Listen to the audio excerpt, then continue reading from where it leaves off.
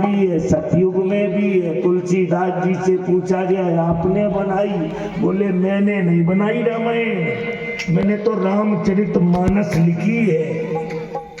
माने अगर आपको मनुष्य बनना है तो राम के चरित्र के अनुसार जब आप चलेंगे तब आप रामचरितमानस का महत्व समझ पाएंगे, नहीं तो नहीं समझ पाएंगे। क्योंकि सीताराम सीताराम सीताराम कहिए ओ जाहि विद राखे राम ताही विधि ना रही। ऐसा ही है कि भूल गए हम? ऐसा ही है शायद, है ऐसा ही है। संत कभी झूठ नहीं बोलता।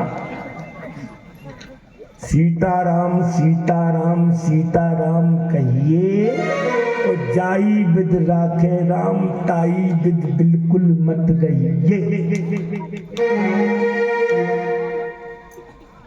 बोले महाराज तुम तो अपने मन की दे रहे सो दे रहा हो कहाँ है? भाई एक पंडित बोला मैं तो पूरी काशी को हरा आया। बोले कैसे? बोले मैंने किसी की मान नहीं। बोले सीताराम सीताराम सीताराम कहिए और जाई विद राखे राम ताई विद बिल्कुल ना रही। बोले तो? बोले सीताराम सीताराम ओ सीताराम कहिए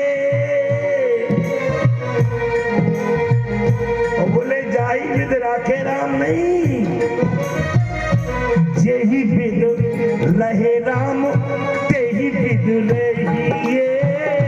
जेहि विद रहे राम तेहि विद रहिए। और फिर उसके बाद में जाहि विद राखे राम ताहि विद रहिए। ओ जाहि विद राखे राम ताहि विद रहिए। लेकिन पहले जय विद रहे राम तय विद तो रहिए। पहले वैसे तो रहिए, ध्यान दे। जैसे राम रहे वैसे तो रहे, क्योंकि आत्मदेवो भवेत विप्रा विप्रयो कुलभूषण। भागवत में आत्मदेव नाम का ब्राह्मण जो वेद शास्त्र पुराणास्तैव उपनिषदो शालभय, जो वेद शास्त्र पुराण कई विद्याओं का ज्ञाता, कई विद्याओं का ज्ञाता, जिसके कहने से कुछ भी हो सकता